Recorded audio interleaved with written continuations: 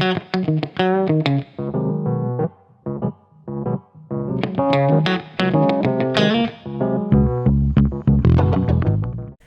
going on? I wanted to hop on here real quick and preface this episode with a big thank you to everybody who decided to check out the new Show Me Kayak Fishing podcast. It really means a lot that you guys would come and check it out. I'm your host, Dane Lewis, and this week we talked to Steve Leaman, who is the president of the Kayak Anglers of Missouri, or KAMO. So that's kind of what this episode is about, is just kind of getting his thoughts on the upcoming season and what he's excited about and whatnot. I am sorry that through parts of it I sound pretty distant. I sound kind of far away. I didn't have my microphone settings right, and I'm sorry about if you're on video, you see the different faces popping up at different times instead of just having all three of us. That's something that I didn't realize was going to happen, but now we already have a hour and a half almost conversation recorded. We couldn't go back and redo it authentically, so it's just gonna have to ride for now until I figure out how to stop that. Hopefully the next episode will be better. We're working out some of the kinks, but yeah, thank you guys so much for checking it out, and I hope you guys enjoy. We're planning on uploads every other week. This will be the first one, and then here in 2 weeks we'll probably have a second one. Hopefully talking to another tournament director. Sent him a message today, and haven't heard from him just yet, but hopefully we'll get him on next. So stay tuned, and hope you enjoy.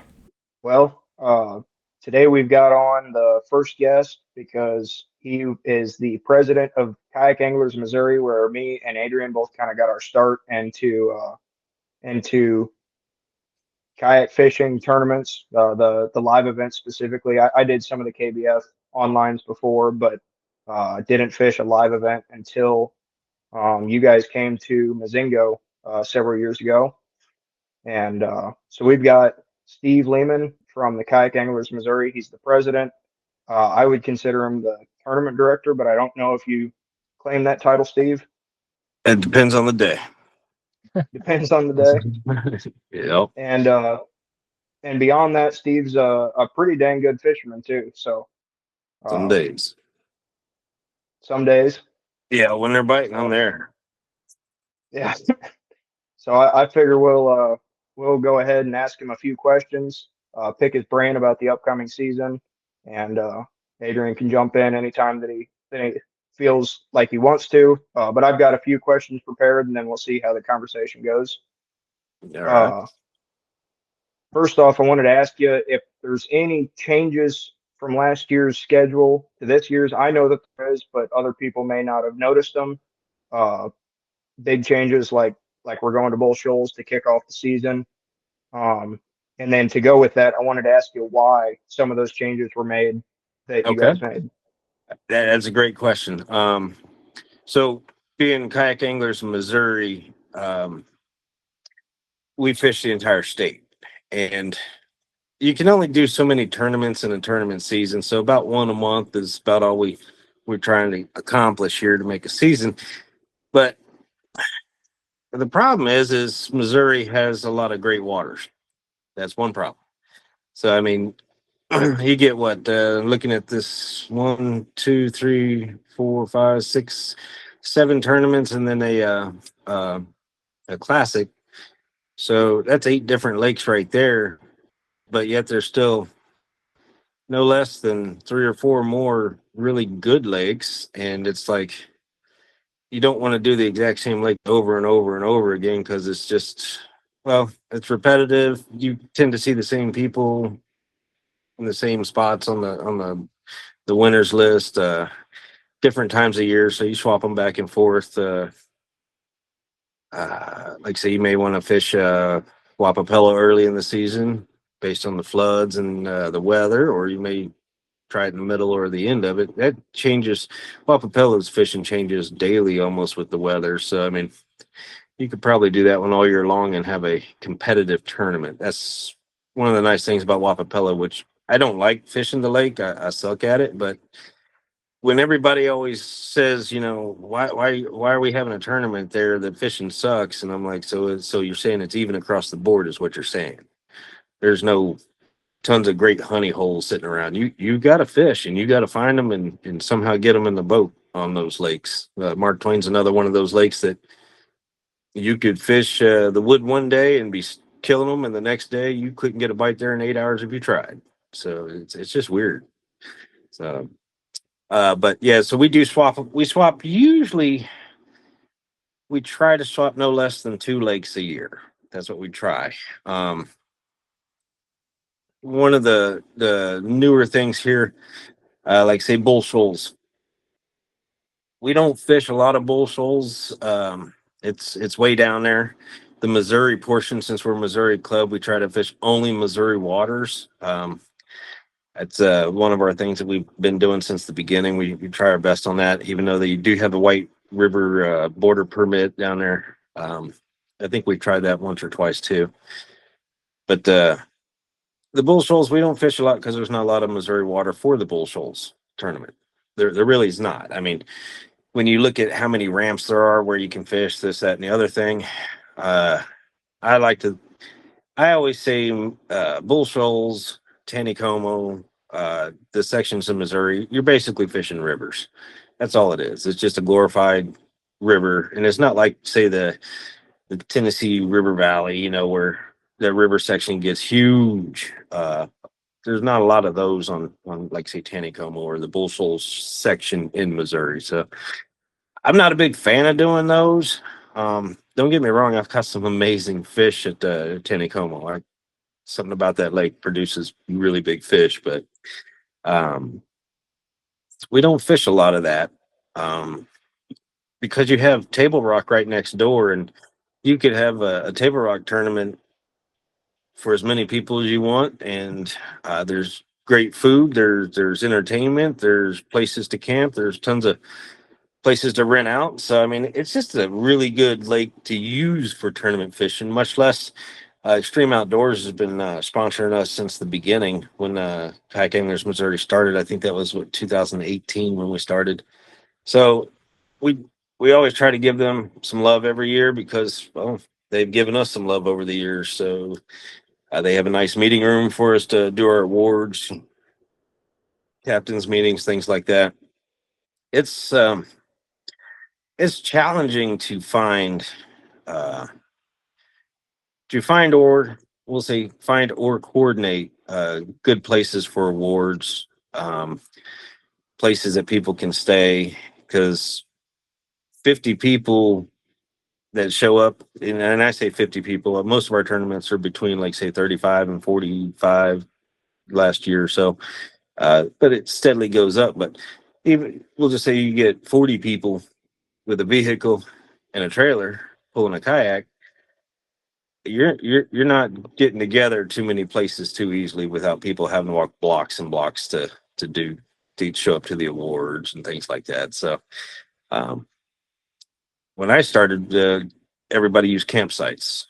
That's how it was. It was I, I fished a lot of KBF, and you would just show up at whatever campsite was listed, and that was the awards were there, and it was um, everybody just parked in the road and got together, and they did the awards, and people stayed around chatting, and people left just like always. But wasn't too many tournaments that we were inside of a building. We were always happy if there was a pavilion, especially if it was raining. But so a lot of that factors into these tournament um, where to have them at. There's Truman Lake is really great, but we don't fish it that often. Um, Stockton comes and goes off the tournament series. A lot of people love Stockton. I'm not going to say that there's not a lot of great places to eat at and things like that there, but it's very limited. Um, it has some good fishing, but it's usually quite the windy lake and sailboats and things, so you kind of stay off of that one. I'm probably getting a little sidetracked here. You asked me about why we swap out lakes, and it's to try to keep things fresh, new. If we did the same 6 or 7 or 8 places every time, it's just yeah, they're good fisheries, but Missouri has more to offer. Yeah, 100%. Was there a reason why Laws was specifically? I believe it was Lake of the Ozarks that was dropped from last year's season to this year's. Was it something to do with it being the classic, or just timing? Because that like super particular on the timing, we can put kayaks on there safely. So Their laws is the hardest one to put in the schedule because you got to be before school's out and after school gets back in session, and then try to steer clear of the big bass bash as best you can. Um, it's not a very conducive to kayak tournaments yeah, for newer people. Uh, I could go out there any day of the week and fish it. Uh, doesn't mean I like to make it that hard on myself to keep casting and things like that, or take a picture in a 4 foot swell. It's just, but I do it. I mean, if it's there. But for our club, we have the advanced, intermediate, and novice. I I don't think I'd ever want to put a novice on laws without the right timing on it. So, yeah. and we almost had great timing this year at laws, except for a little weather one day. Yeah, that's when the Little fishing was weather. better, though. Yeah. Fishing was Was great on that day. Just like anything else, they bit one day for me, not the other. But yeah. maybe next time. Hopefully. Going on to another question right here. I wanted to ask you something that you're personally excited about for this season. I kind of predict that it might be trying to go back to back at Mark Twain, but Oh wow, I don't own a genie lamp, man. I can't make that stuff just happen. Um, I consider Mark Twain my home lake because that's where I originally practiced when I bought my kayak. Um, I did the very first tournament I did was actually here in St. Louis. Um, Drew Gregory was running the tournament trail series kind of deal across the United States for Jackson Kayak, and they used to like around here. There's a kayak place up in Kirkwood. I'm sorry, I ain't been up there in a while, so I can't recall the name of it. But I had watched so many videos about kayak bass fishing tournaments, and um, I just knew I wanted to do it. So I out the Alpine Shop, one of those two. And so I went up there to buy a kayak, and when I was up there to buy a kayak, there was a flyer on the door saying that they're going to have a tournament, and I was like, "Well, this is good timing." So my first tournament was actually in St. Louis, and I went and fished. I thought I was going to fish the Merrimack River. I'd never looked at any of this stuff. The only fishing poles I had were a couple I had bought to go fish with my dad likes to fish. I never really liked to fish growing up. Dad didn't make it fun when I was young, and we're military, so it really wasn't around a lot of places to do that all the time. But so I really didn't get into fishing. Um, After mom died, dad started going to Canada every year for a week or two and fishing with some friends. And it just became me and him would go up there every year because he liked going up there as much as possible, and we'd fish for a week and spend time together. And so he taught me how to actually bass fish, and that's why I think I had two Bass Pro. I don't even know the name of them, but they were, one of those combo deals. The whole combo probably cost like $70. I don't know.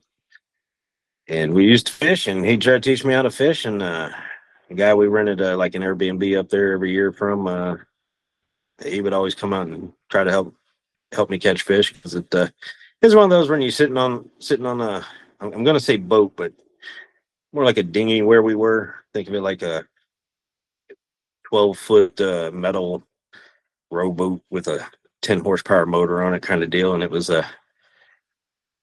we'd go out there and he'd catch about 40 fish in 5 or 6 hours, it seemed like, and I'd get at least four, and it's I was never really good at it, but the kayak aspect of it just made it something I wanted to do. And I didn't prepare for the tournament. It was one of those where I was like, yeah, I'll go fish this the Mac River. I saw that you can put in over by a bridge, and um, yeah, I put in, and I got about 3 foot away and realized that that's never really spending time on a kayak at all, other than the float trips in Missouri where you can do some drinking and spend a day on that.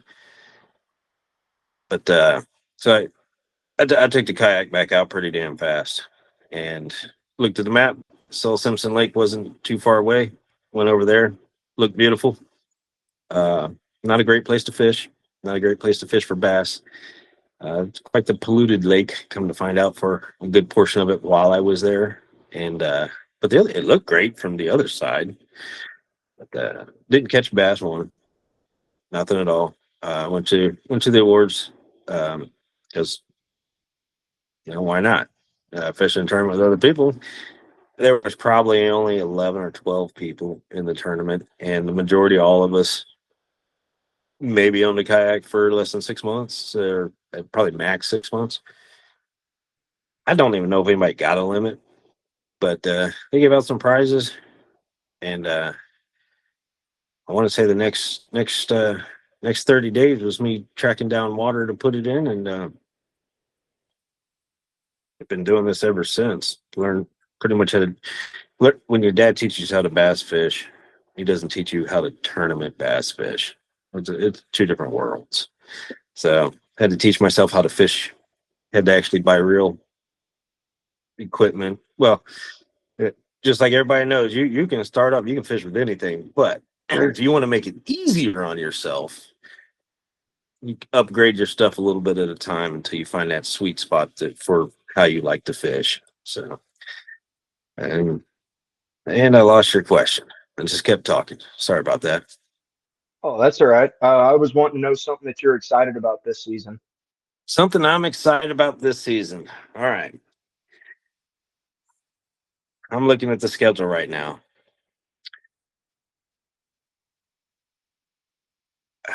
Looking at this, all right. Bull shoals, the starter. The only thing I'm getting excited about that, because I don't like fishing in March. Really good odds it's going to be cold. I don't like fishing in the cold. I'm just going to break down these things. I love the area. There ain't nothing down there, but I love the area. I don't know why. Um, that small town out in the middle of nowhere. Uh, that's the only thing good down there. But the first term of the year always has a lot of people, and you haven't seen the people over the winter time. So what gets you excited about that is you get to meet up with your friends from last year, and it's just fun. Just to, all right, we're back. We're gonna do it.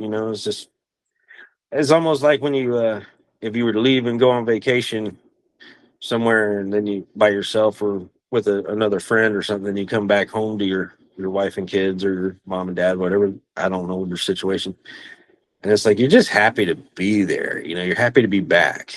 It's just one of those things. I like that. Wapapello. Well, we all know my thoughts on Wapapello. You asked me a question earlier about if I thought I could do a twain back to back if it's in my head or something like that.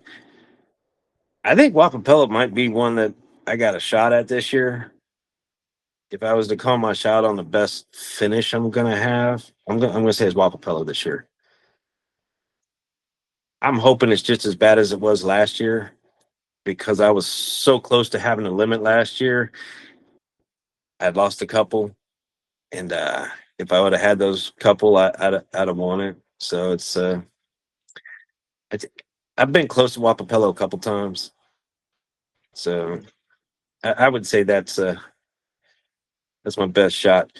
So that's the thing about that Mozingo. If you're not happy to go to Mozingo and fish, you don't like fishing. Um, I've never fished the front of Mozingo by the dam. I call it the front. I fish usually the middle, and I work my way backwards. But I used to go forwards then backwards, but lately the last couple times I've been going backwards and then back forwards. I've never fished the dam area, and I want to say the majority of the people that win that tournament are in the dam area, we'll say from the dam before they get back to me, wherever I'm in mid thing. So I'm really going to have a hard time because that's a long drive. I'll never get a chance to pre-fish that bad boy. But I might do one of those flip of a coin and see if I try something new this year and go up towards the front, or try to get the middle and doing good. It's just the middle's more my style fishing. Uh, I'm not big on fishing dams a lot. It seems like I can throw crankbait at a dam, rip rap or whatever. I don't get nearly the same bites, and I haven't spent enough time fishing dams, I guess, to get that one down. But I know a lot of people that just throw a Cinco out there and just kind of hang around and somehow get really nice 5 fish by the end of the day. It's the beauty of the thing. If you get one good fish every hour, you're good. You're good. You're calling. So it, maybe I just need to slow down more. Quit drinking so much coffee in the morning. All right. Uh, Sorry if you didn't mean it for it to be answered like this, but it's hard to Oh, that's all pick right. whether. So at least this, you'll know why these places that I've been to over the years, what I like. So the next one's a Table Rock. All right. Table Rock is a few great things about Table Rock. Um, First few years I fished it, um, I didn't realize some places even existed. Again, some people when they get into things, they focus on certain things too much and other things not enough. When I first got into it, I came up with this issue of looking at a lake picture or something like that. Yeah, that looks great, and we go fish it. And Table Rock is what will will make you start thinking differently, because you can just look at a lake picture and go, yeah, that looks great, we'll go fish it. You can drive by it and be like, that looks great, you go fish it. But then when you put in your kayak and you got like 100 and some odd foot of water below you, and you're not used to fishing 100 some foot water, you have some really bad tournaments. And for the most of us, a lot of us, thankfully I haven't had to do this in the last well, I think 6 years, 5 years, at least 5 years. I don't think I've been able to take off usually every Friday I can to go travel for the fishing. I never seem to show up on time because I'm always trying to get other stuff done. But it used to be, the majority of people don't have the flexibility of my job on that one. And me and Billy, we would get off work 4 to 6 o'clock at night, go to prospective homes. He lives way up in St. Charles. I live south of the city. Change clothes, get the tools out of the back then, get the tools out of the minivan back then, and throw in some fishing stuff and drive and arrive anywhere from 11 at night till 7 in the morning the next day, and the tournament started. And then after the tournament, we would actually sleep finally, usually, unless it was a 2 day thing, and we had to drive all the way back home. And so usually Mondays at work were really rough, and it became more where I started to realize that I'm not giving up the fishing. I enjoy it. I at least enjoy the traveling and things like that, even when the fishing's bad. But I'm not giving it up. So I found another job doing the same thing with a different company that would work with me taking off Fridays to make it to where, guess what? I can sleep. I can rest up before I got to go. I can do those last minute things that was always making it to where you show up at 7 in the morning. So I changed my actual everyday 9 to 5 job to what would work for my,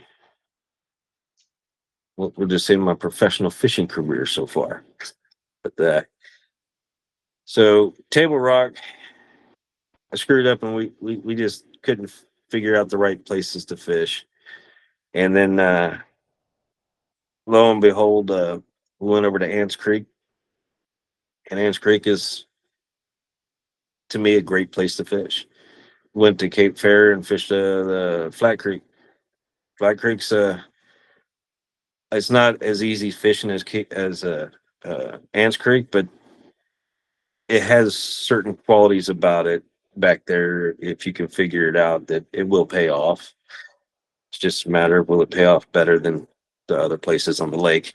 And I say that because I used to watch the same people win Table Rock or come in the top three every tournament I ever saw there in the kayak world. It seemed like, and then KBF came in and they did a tournament on Table Rock, and who was that? Eric Siddiqui came out from Ohio, and I loved listening to his story because he had no idea where to fish, no pre-fishing, this, that, whatever the other thing, who knows. Uh, he put in at the dam, and he put in right behind somebody else. They were in front of him by how many ever yards, and he's watching his electronics, and he's like, "Man, there's a ton of fish right below me. Why didn't this other guy catch him?" So he just said he just started catching them right below him, and that dude, just whoever it was, kept going, and he had some huge fish, blew everybody out of the water. All of us locals, and I say us locals, Missouri locals, but even the people that just blew them out of the water, just fishing at the dam. I wish I had that ability. And I fished right next to Siddiqui in a couple other tournaments, and we've had some fun chatting about things and fishing.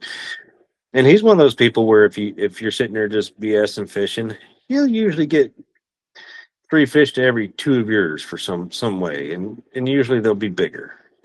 I don't get it, but that's fun. So, but Table Rock is also about the food.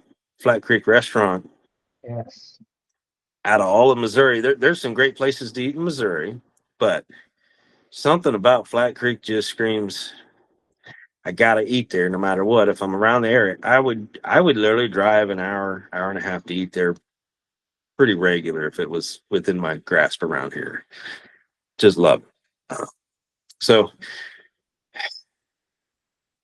I've learned how to fish Table Rock, at least 3 sections of it. And I wish, like I said, I wish I could do the dam fishing.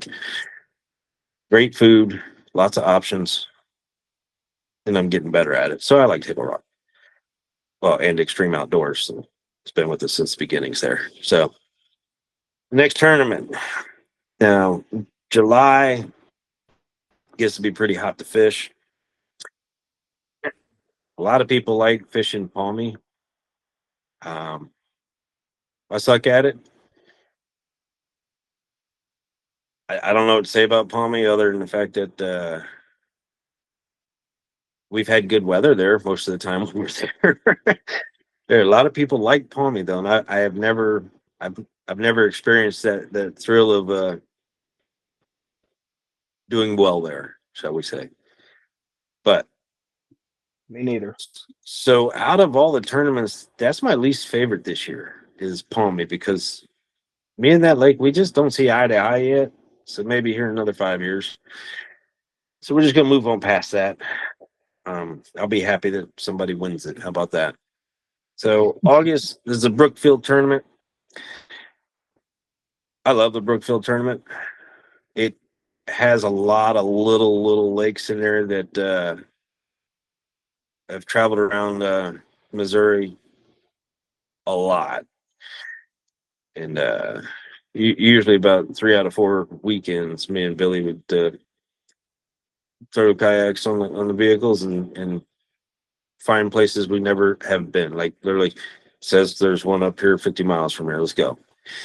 And I have fished a lot of this state, and there's a lot of great little lakes in the Brookfield area. So there's huge fish in there. Was that you this year, Doobie? Were you the one on that lake when I was fishing? I was listening to somebody scream about, oh, wow, Ye- wow, wow. That was you? Yeah, That huge. Well, how big was that fish? 22 1/4 inches. I didn't Jeez. have a scale, and I was gonna ask you or whoever was with you, but then I screamed like that, and I was like, "Man, this is competition time. That ain't cool. Don't go asking Oh, for a scale." But dude, it was trust it me. was awesome. If I had a big enough fish, I don't care who it is. It could be I don't know. There's not really anybody I don't like, but it could be my nemesis on the water. I'm like, dude, you got a scale? It's fishing. You get a big fish. I'm sorry. Everything else is just on hold. Uh, yeah. So if you could be so kind, go fish somewhere else this next year. I Kind of don't like know. that. You might see me back there again. I might have to go back. Yeah, I think I caught on that lake. I think I caught one 15 or maybe 16 and a quarter, and the rest were like 14 and below. And I'd been to that lake many a times. And before COVID, you could fish up there, and I could count on one hand how many fish were below 15 inches at one time at that lake. One hand out all the years I was going there. It was like I was just crushed. Just it was just crazy. And then after COVID showed up, everybody camped out there all day long, 7 days a week. And well, if you're just drinking and camping, you're gonna pull every fish out of that lake, and you're just not it's not gonna be ever be the same, or it's gonna take a long time to get there. So it's still not there. So, but maybe one day. There's a lot of other little lakes around there though too. That I think Tanner was a couple lakes away from there, and uh, caught some huge ones. I think the year before might have been 2 years before that.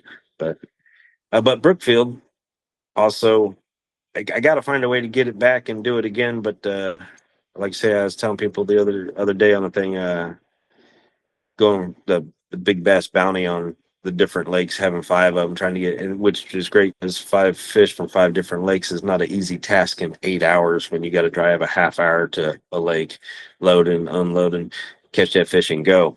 And speeding tickets are costly, but I love that aspect of it.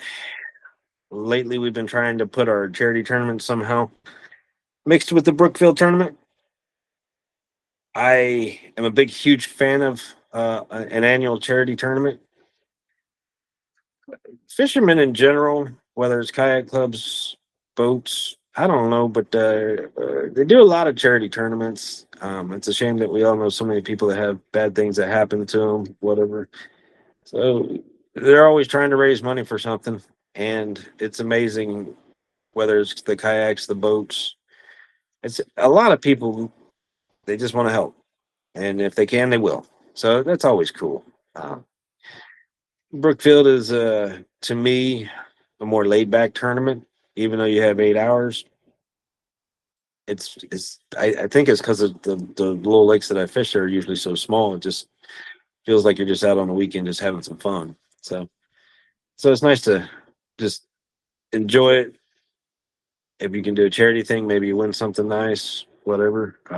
But I like to feel good once a year on that kind of thing, no matter what. On the charity things, other than just giving the homeless guy money, it seems like every time I cash a check, it's just when they show up and go, "Hey, man, how could you?" I'm like, "Here you go, man. You got to get that karma, just help somebody for whatever reason, just because they asked."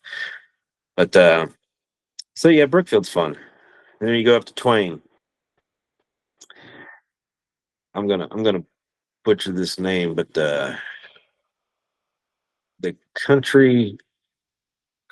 Oh man, I can't remember the actual name. I'm talking like country something estates where I've stayed at the last two times. Um, and I can't remember her name either. But the lady that runs it has been really, really nice to us there. It somehow goes out of her way to say, "Hey, is there anything I can do for you? You want me to move a picnic table, whatever?"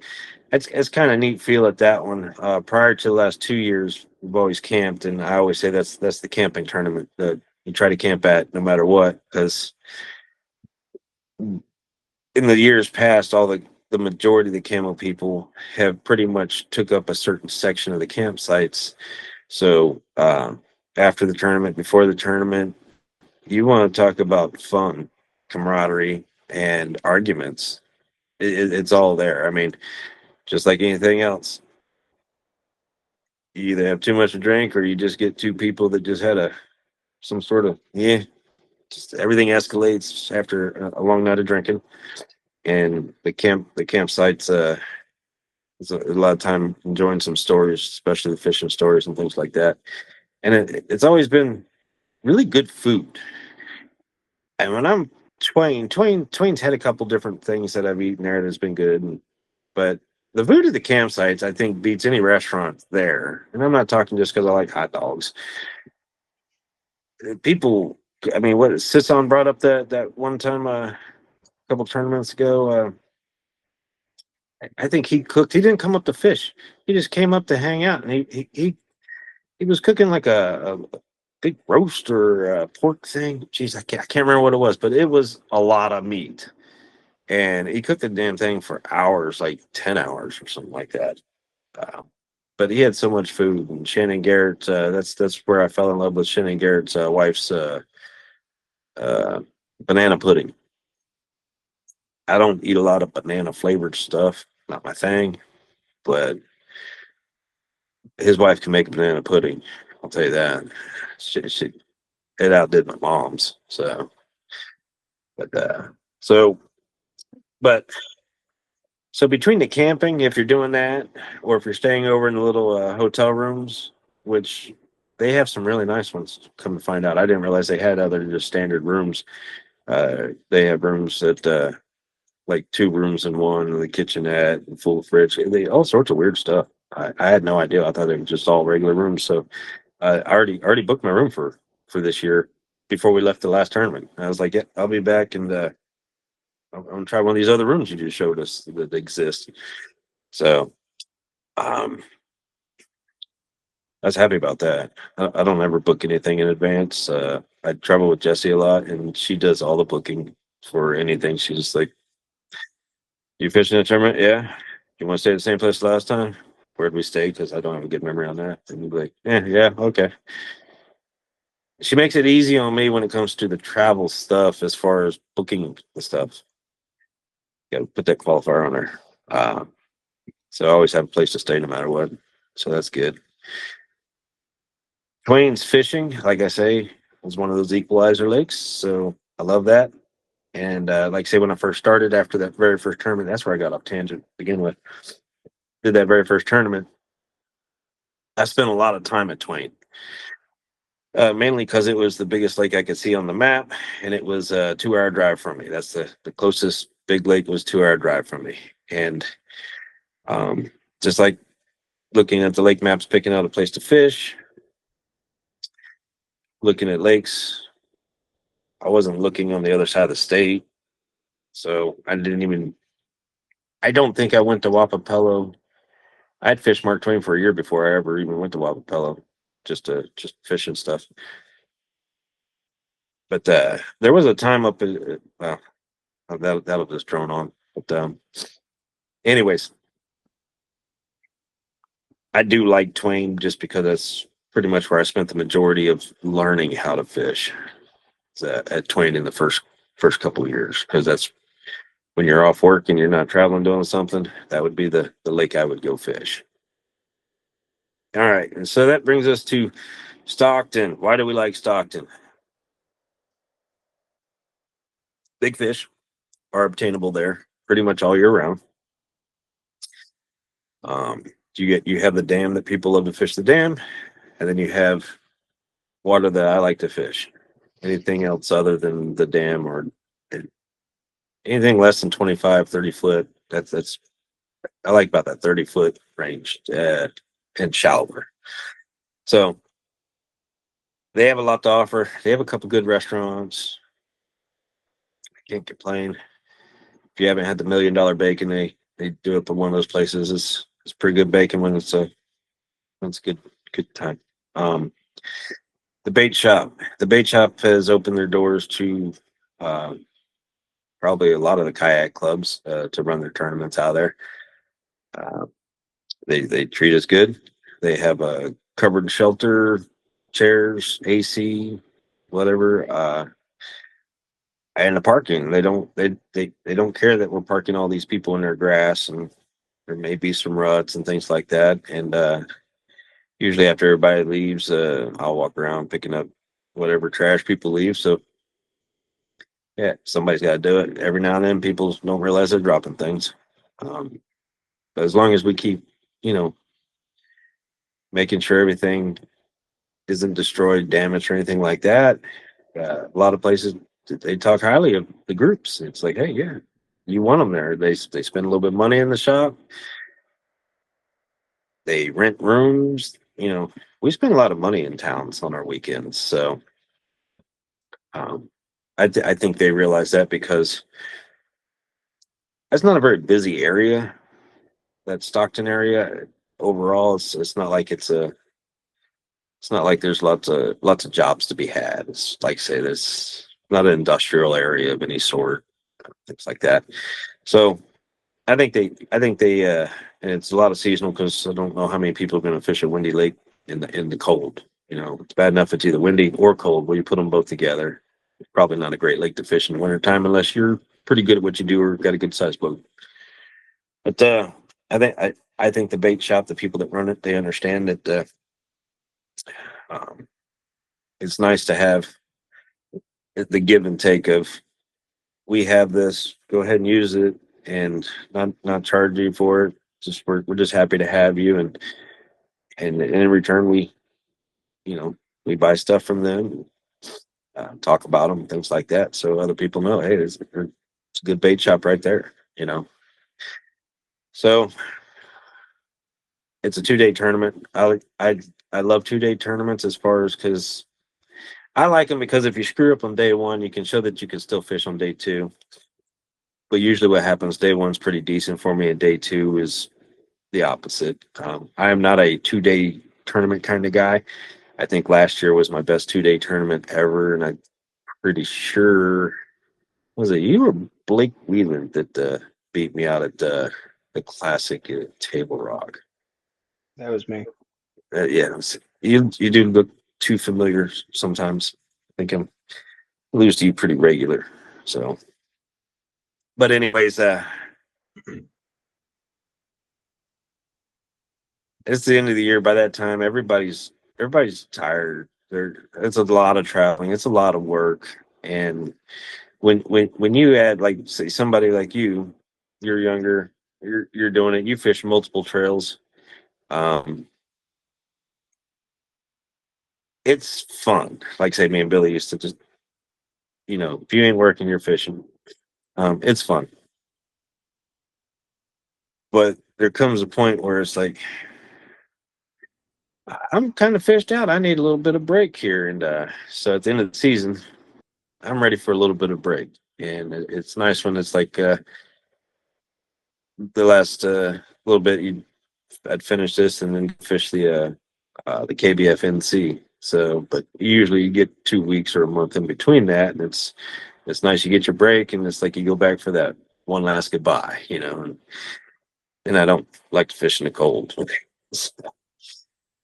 I do every now and then, but I don't like to. But so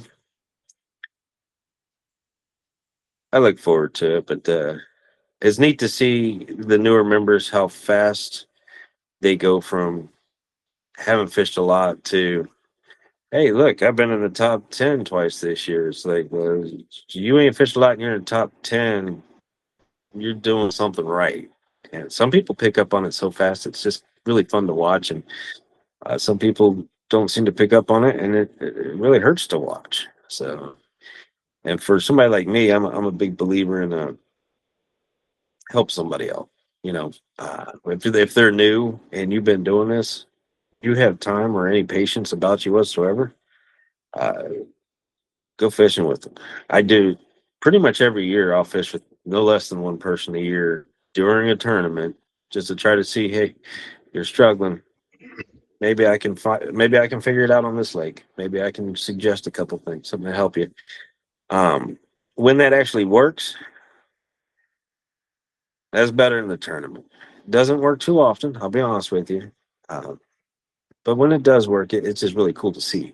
Uh, when you watch somebody go from struggling to hey, I can fish, it's just fun to watch. So I think that was you asked me what I was looking forward to this year's schedule, and I turned it into a probably a 20 or 30 minute just talkathon. Sorry about that. Oh, that's all right. I had two questions planned for this because I figured that would be kind of how this went. Smart man.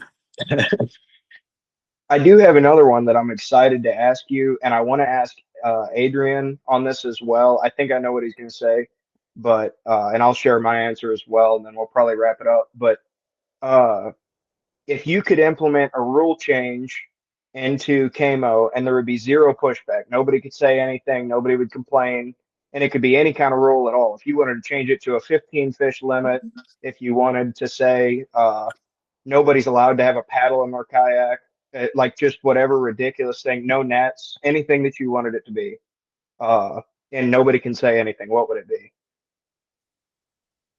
I'll have to think about this for a second. So you can go ahead and go, Adrian. Let's hear your thoughts on this Ah, one. I'll Any go ahead and be the Randy Blockett of the podcast. I would just go ahead and say, and it's not really a problem in the camo group. Most of us don't use it, but I would go ahead and go and say no scope. No scope. Sure, I'll get no, some flack for that. you see, I'm still tossed up on that, just because I watched a lot of scopers come up empty-handed, but I've also literally watched a scoper pick a couple huge fish back to back using the scope, and they did exactly that. They used it to the fullest, and they capitalized. So seeing it both ways, I'm still like, you know, on that one. See, because there's lots of little things, rules wise, little things. I instead of like, if I could enforce a rule, if I could actually, instead of enforce a rule, like somehow like magically take over their hand on the fish. So when they're taking their picture, if I could magically just make it to where they take a good picture, that would be the best. I don't know what it is that I think that's the biggest issue every year is just pictures.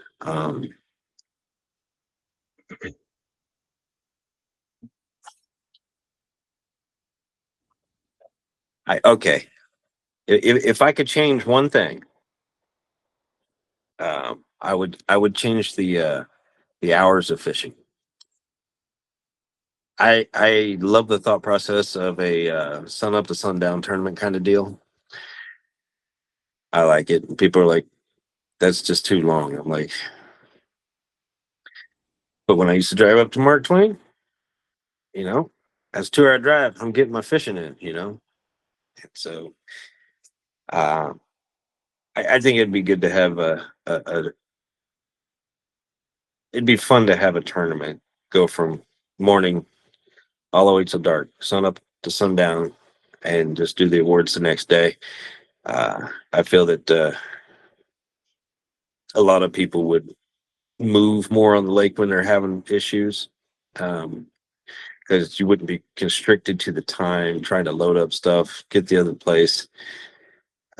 People would actually eat and drink properly instead of sitting out there just dehydrating themselves 2 hours to go in 100 and some degree heat and no water on the boat. And you can feel the headache start. And it's like, oh, this is just so stupid. Thankfully, I got a Hobie that's might as well be a grocery cart of stuff in it. So if you ever have a headache on the water, you need that the scale. I got that stuff. Just anytime you're out, just say, hey, Steve, you got any snacks on you? I'll have it. That's one thing that's changed a lot. But by doing that, people take lunches, they take breaks. If there's a bad storm coming with lightning, um, people would just literally they would say, hey, get off water. There's plenty of time to fish after it, kind of deal. Why take the extra risks? I think if I could get rid of that would be great. I would like that better than the 8 hour tournament, and just have the awards the next day. That way everybody can talk about their days, go have food, drinks, whatever makes them happy with the other people, and get some good sleep. Maybe pack up, go to the awards. Everybody leave from there, and they're all well rested and good to go. And yeah, never thought about that before, because I think of rules. When you ask me the question, is it if I could change something, like say as the president, if I could change KAMO rules because thinking of it like an organization, what would be best versus like Adrian picked something that if he could change it for himself, like this is what I see. And so being with the KAMO for so long and on the board, there is a that blurred line between my personal what I want to do versus this is for the club. Doesn't matter what I think; it's about what they think. Um, there's like a switch that happens. So like when you were asking me that, and that's why I said Adrian to go first because one I couldn't think of anything. I was like, well, as a club or as what I would like, you know, uh, as a club, the rule as a club would probably help the club the most. And this is going to be funny because I've talked about it a few times. If you could make it a rule and not, and people would adhere to it, I would say to sign up for a tournament as far in advance as you can for the club wise. That takes care of a lot of questions, shall we say? Um, that would benefit the club actually the most in multiple levels. So I know it sounds trivial, but figuring out how many people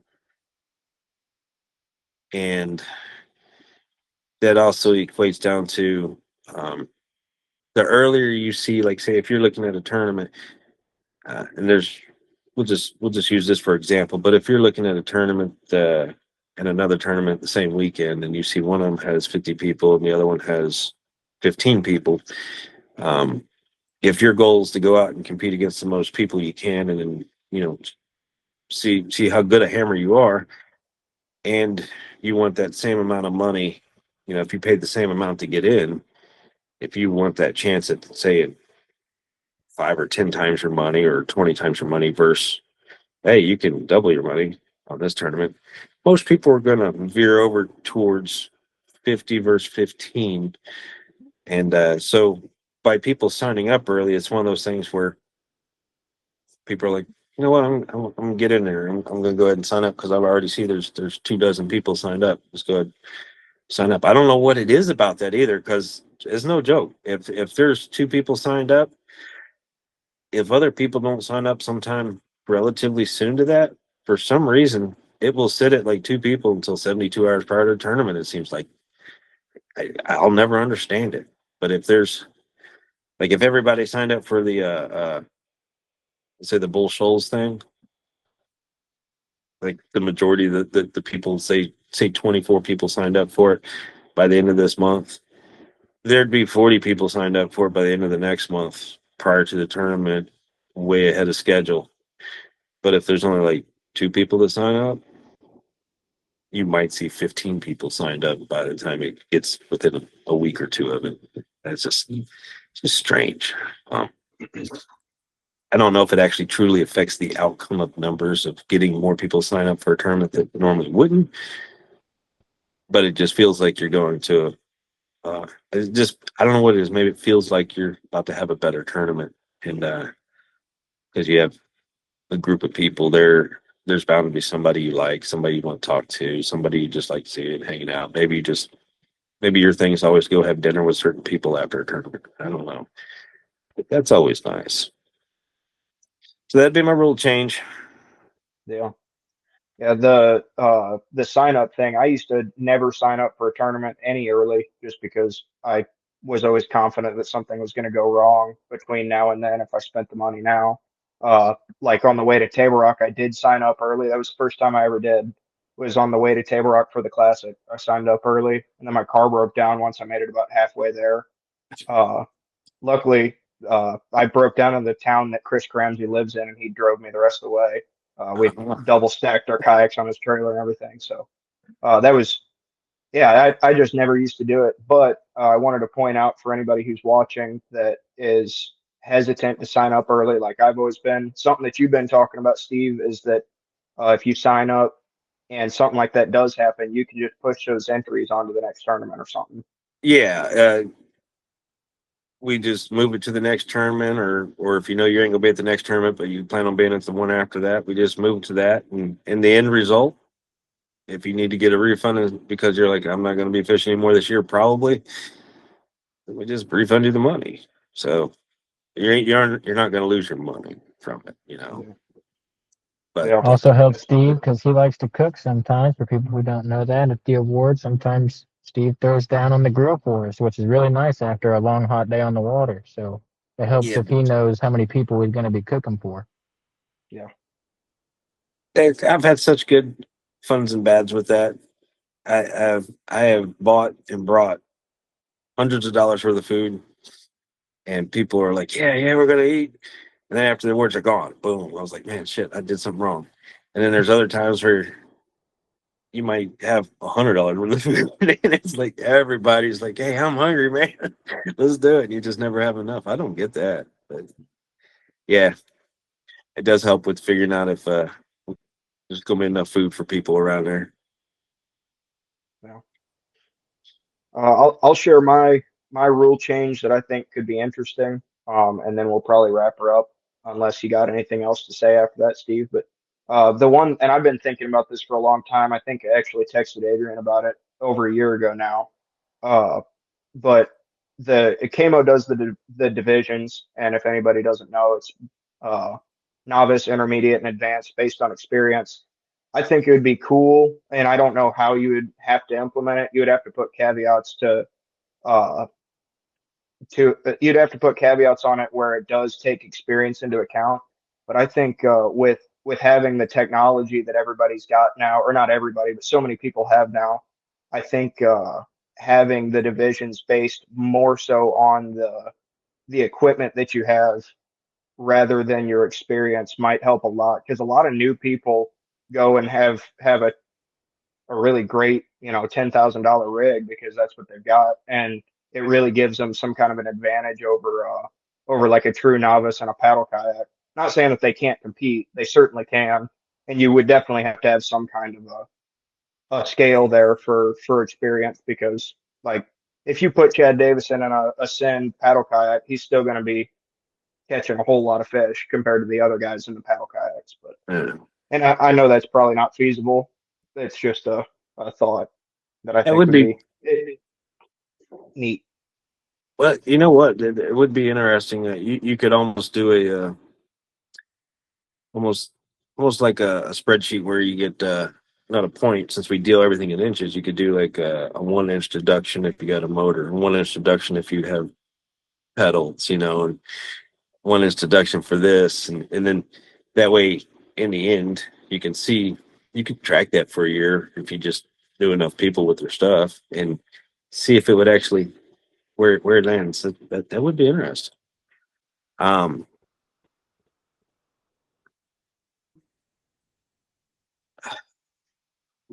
so I will say this, if you don't mind me just keep talking. Yeah, yeah, I started out on paddle, and like you said, there are a lot of people that start out with, we'll say, $10,000 rigs. There's people that start out with they have friends that already have their last boat, and you're using that. Uh, and again, you have friends that, like, say, if Chad Davison was your friend and you fish together, odds are you, you fish pretty well too. Um, but it'd be one of those things where there's no way to, like you say, get the. It's hard enough just picking the divisions for advanced, novice, and things like that based on we like what we posted up is just kind of a guideline. But um, and to me, who's been around, the guideline just kind of makes sense. But when people read things, we always take things so literal, and this word means this and that, and and you get people that they fished in, we'll just say backyard boat tournaments for 20 some years, and the rules is, have you ever been in a kayak, blah blah blah, have you did that, and they're like, I guess I'm a novice, and they go out there, and you got to move them up, and then you have the people that didn't realize they were as good as they were, Those are always fun to see. And then you get the people like me who said, you know what? When we formed the divisions, I was like, yeah, just put me in advance, and you get humbled real quick in the advanced when you got a few people that know what they're doing. And I think I should have waited a year to get in advance. I should have started an intermediate with that. Um, yeah, that I'd have had more checks cashed if I'd have been an intermediate. That's for sure. And I don't think I'd have been the top two in the intermediate all year long. So it's goofy. Yeah, I'm not trying to say that that your system's flawed. I think it's actually a pretty great system at this point. I mean, obviously you have the examples that you said, but it's I think the guidelines do seem to work really well as far as kind of Overall. directing people on what they ought to be doing. I think it works well. Yeah, I was gonna say that the nice thing is about the kayak community when you get the newer people and they show up uh, at the awards after their first tournament and they just put a whooping on you. You know, the community talks to each other and they talk to them and say, "Hey, how long you been fishing? You're a novice." So the community helps police itself a little bit on that one too. But, yeah, man, I could just talk for hours. So, Oh, one question I did have for you, Steve. I just thought of it.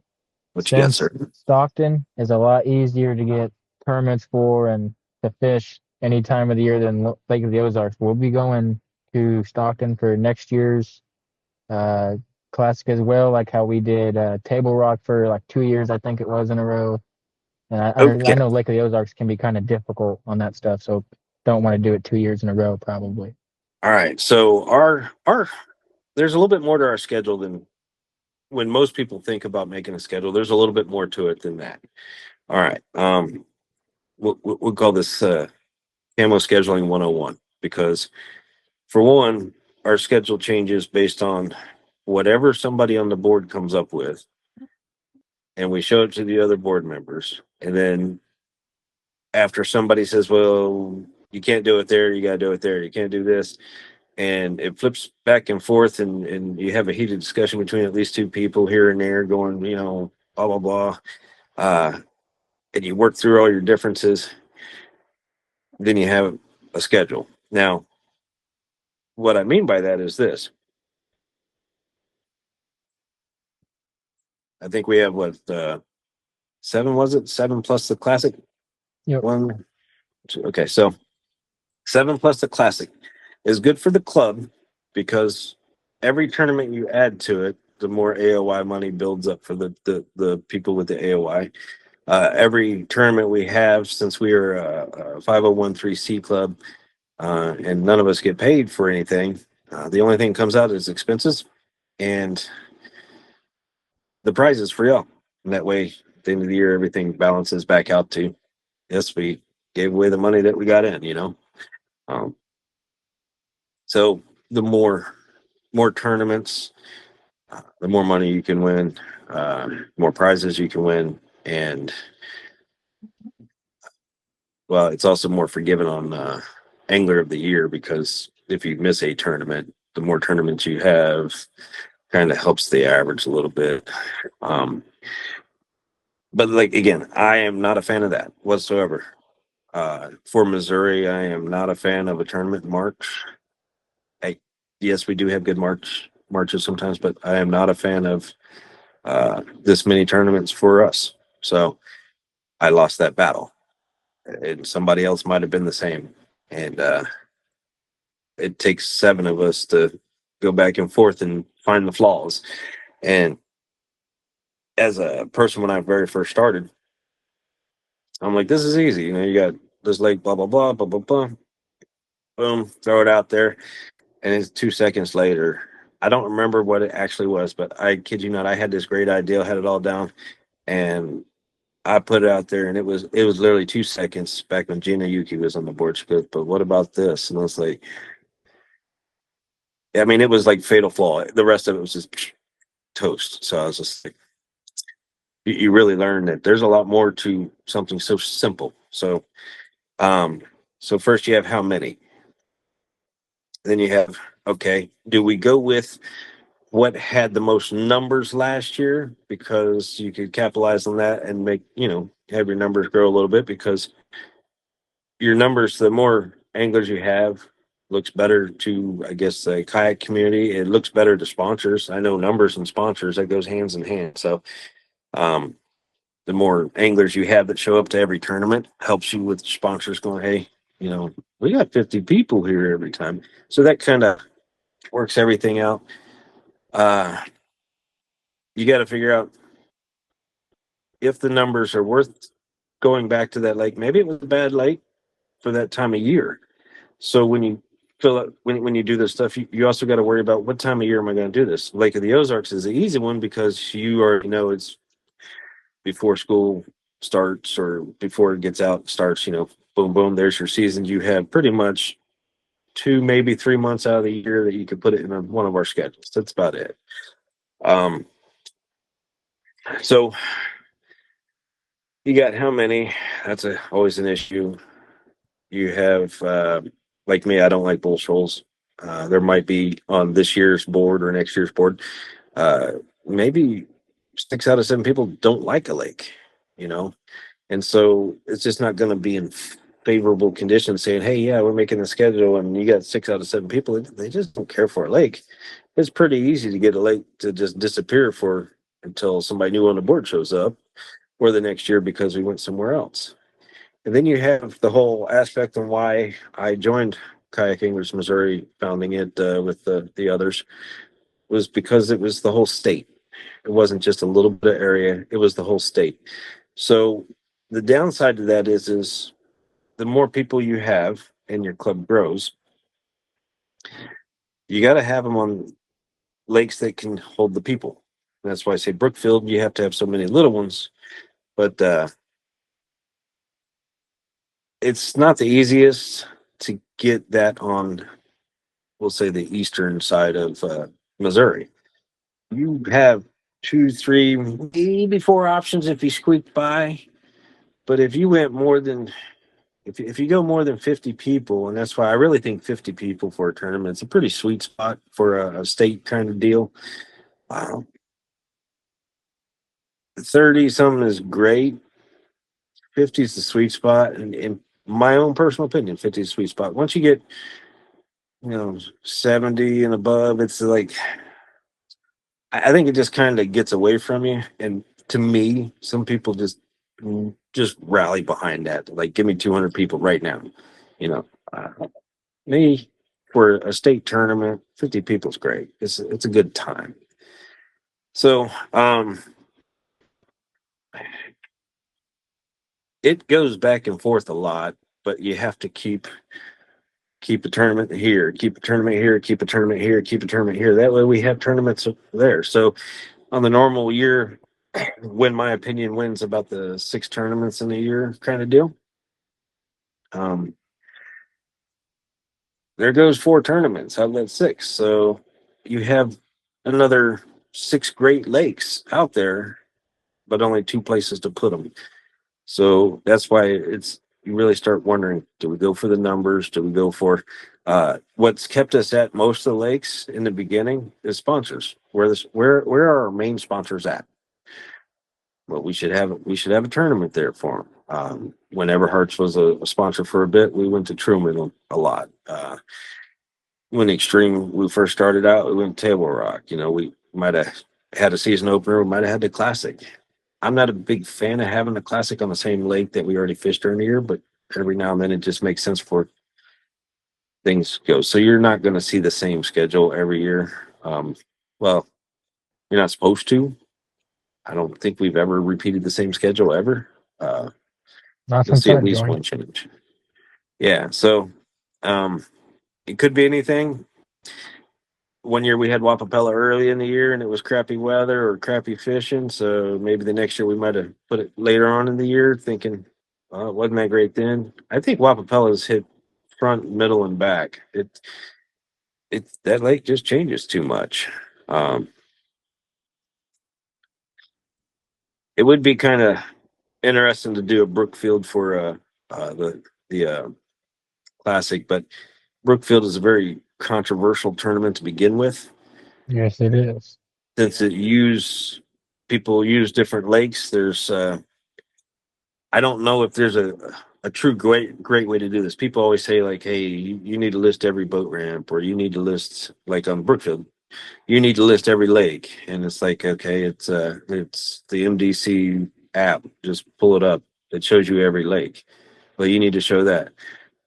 At some point, you got to do a little bit of snooping on your own on what to do. I mean, if you got to list every boat ramp on a lake, it's nice. Like if there's only, I don't know, three that you don't pay for, or something. If you got really great ramps somewhere that you know, I could see saying, hey, yeah, don't forget these ramps you got to pay fees for. These ramps you don't have to pay fees for. And if there was just a couple of them that was one way or the other, you should tell your people that. I agree with that. But nobody held your hand while you're casting. You know, that's what makes it a you sport. It's you're doing it. I can't do it for you. I can't do everything for you. I do like to help, but I can't do everything. A Brookfield Classic would be interesting. I would love to see a Truman Classic because that's my favorite lake. But I got a feeling that we're getting ready to be spoiled when we go to Stockton because when I fished it twice this past summer, it was won by fishing a spook, and I think that bite's only gonna get better in the fall when there's a bunch of shad. And you So weren't fishing up by the dam, were you? Throwing no, the I spook. don't. I fish in the river in the dirtiest water on most lakes we go to. I guess that. Once you said you're throwing a spook, I get it. I was up by the dam and I threw a spook. Yeah, that's how he. Didn't you win the Moyak one, or was it the Camo one that you won? KAMO, yeah. I Camo. I yeah. did well in the Moyak one, but I lost a couple of big fish right at the They were boat both that one fishing the same way though, fishing uh fish that were busting on top with a spook. And it'd be interesting to do that in the fall. There's gonna be a lot of yeah. shad in that lake. It would change a lot though, I think. Like where I was fishing would not be a player for that. I mean, I could go to the same area, but I'd have to go way farther back in the creek, I think. Because I was fishing, standing timber and 40 something foot of water in like the middle of that channel. Like, if the river's this big, I was right here in the middle, dead in the middle of it. And but yeah, you could definitely do it, but I think you'd have to get a little bit farther back than I was. Maybe where you were would be better. Yeah, possibly. Hmm. I don't know. There's good fishing stocks, and I've had Oh yeah. good luck. I've had good luck in the middle, and I've had good luck at the bottom. So, I've still yet to catch a smallmouth out of there. I can't wait for that. are you kidding me? I've only caught one smallmouth my entire life, and it was at Bull Shoals. That's why Bull Shoals is one of my favorite lakes. What? Yep. Wow. Yep. I was gonna say if Stockton was early on, I'd be like, well, we'll go catch a couple smallmouth. I can show you catch smallmouth pretty easily there. I don't know I'll be why out there a either. lot practicing this spring and this summer for the classic, so hopefully I'll come across some. I do a lot of practicing, so I'll send you some pins where you can catch 100 of them in May. sounds good. I tell you what, I don't know how much traveling fishing y'all do, but like with the KBF back in the day, their trail series back in the day, used to love that because you would actually go to different states. What is that up there by? Oh, it's in Michigan.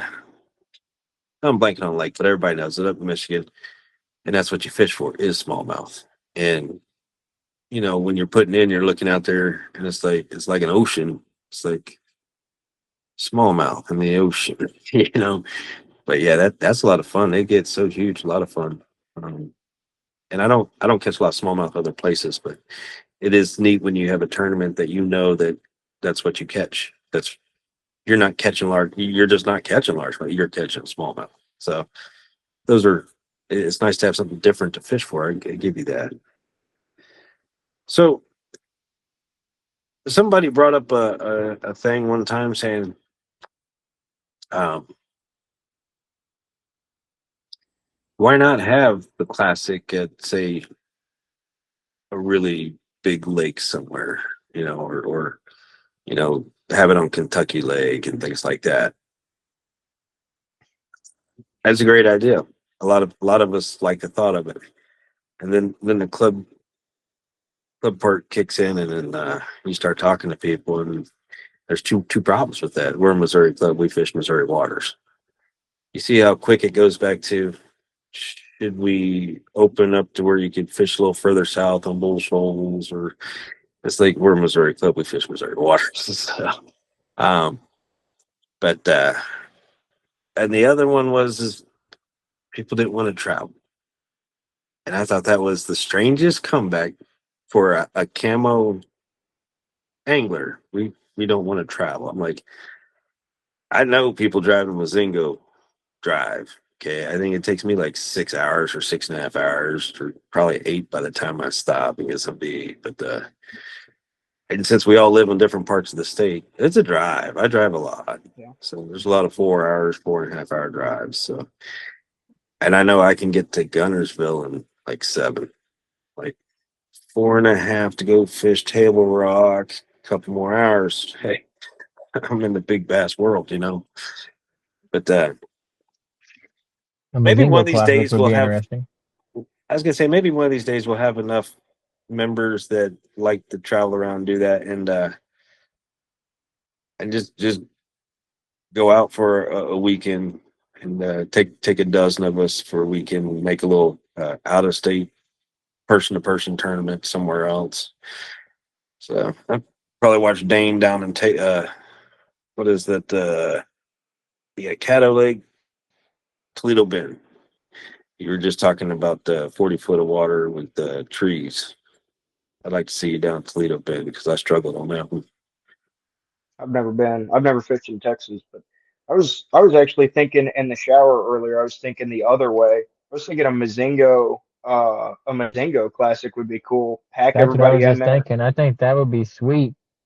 Considering the fact that we normally only have 30 to 35 people for a classic, that'd fit perfectly around Mazingo.